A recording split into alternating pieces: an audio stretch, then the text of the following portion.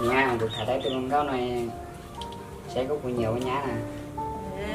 Nhiều cơm à? Thì để cho lỏ. Con lì mà. Chứ cho lò này là lò nhá, nè, chơi nhá theo. Linh đã mà nhà chơi của cái cho lỏ nè.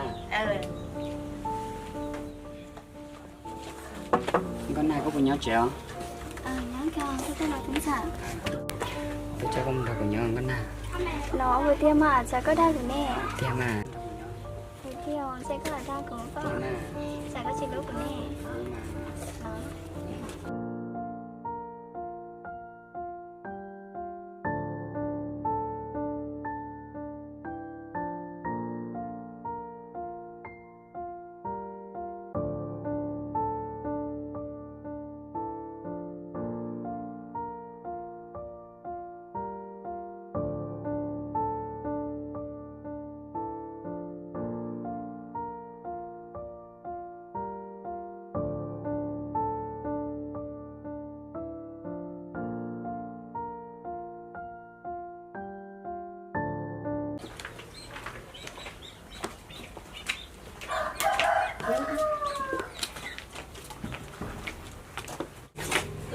Tôi có cho nhá lò đó. Cho lỏ.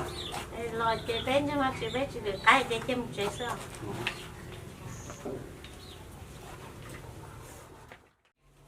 Nha, của chị sao ban đầu liền. Cứ em dành cho nhớ rõ liệt rõ té về chúng mất thức theo của chị. Có mà liệt theo của xưa. Chị chơi được mặt theo, cái chơi sữa.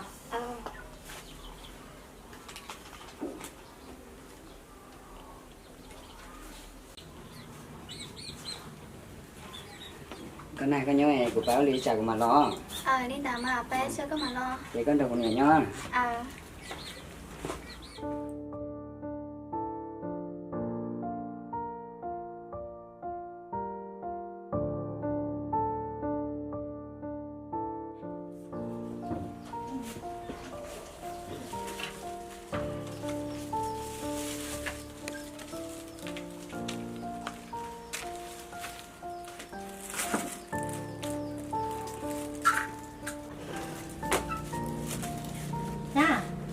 Dù có vấn đề nào đâu có, nhưng mà đi có chỉ một vấn đề nào. Ôi sao nha. Dạ.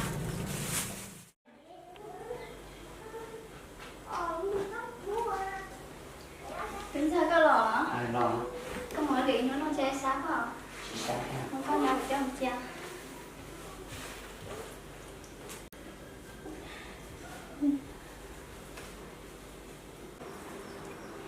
Tính sao có mở điện nó có sáng không? Chỉ sáng rồi, tôi muốn con nhau trẻ thì chỉ sáng rồi. Nó, dân tại vì có nhỏ này cũng nhiều món có nó. Mà lên đó.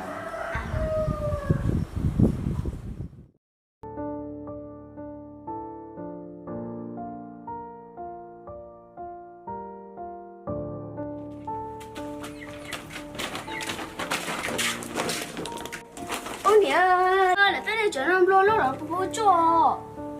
Chó, chỉ bao này chút. Ô, chính nó có hay khổ. Cho trái đi. Chịu. Nghe tôi nói nhìn ra.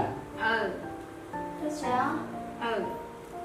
Ô, này cái chuyện nó lô chẳng to nè. Chính đó. Ô, cái chuyện này lô nó đổ tôi trên tròn to cá, của tôi còn to Chính ra, nó sao thì nó. Giờ thì nó. Thế nó chỉ chết rồi, thế nó sao? Rau nó ra, nông cờ. Rồi nó mà nhìn ra. Rau nó ra ở nhà, cái tiền nó hết, rau sổ đạp phương hả? Rau sống nó sửa chào. Thế là rau họ nó ra. Mình sáng con nào, chả có chỉ tức cho niệm giờ liệu. Chính ra, cứ rồi, mất lửa lên to, chúng ta tới chỗ này sao? Chỉ tức cho niệm giờ mó, có chỉ tức cho niệm giờ không? Thế thì tôi nó đã xéo lửa lên to, chúng ta tới sao?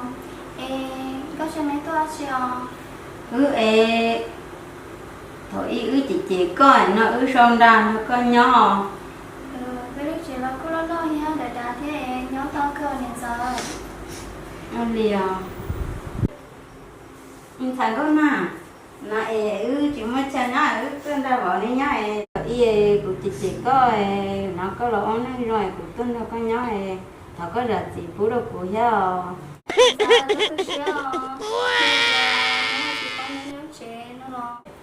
nếu tôi đâu của nhỏ bênนู้này của mà liên hệ cho nên nhỏ mà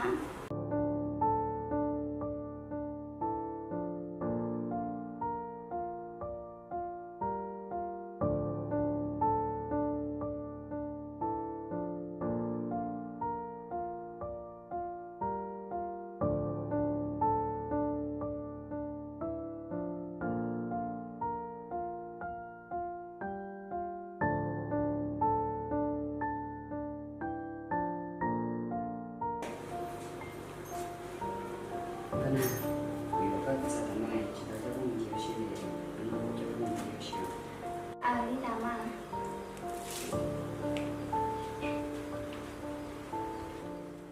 Cái này nó cũng như đi tàu, người ta sẽ sao được không?